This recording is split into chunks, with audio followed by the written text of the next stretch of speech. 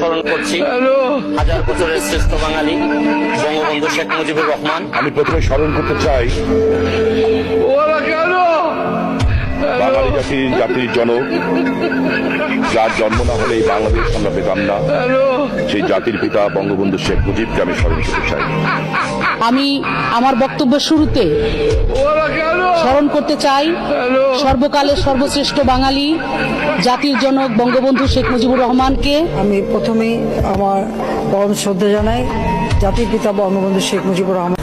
মাননীয় স্পিকার, আমি আজ এই সংসদে দাঁড়িয়ে ওই মহান আল্লাহ পাকের প্রশংসায় সেজদা অবনত হচ্ছি, যিনি 1 অক্টোবরের ব্যালট যুদ্ধের মাধ্যমে সুদীর্ঘ 5 বছরের দুঃশাসন, সীমাহীন দুর্নীতি, ইসলাম বিরোধী কর্মকাণ্ড, দেশব্যাপী ভয়াবহ সন্ত্রাসের মোকাবেলায় 4 দলীয় ঐক্যজোটের মহা বিজয় দান করেছেন এবং যার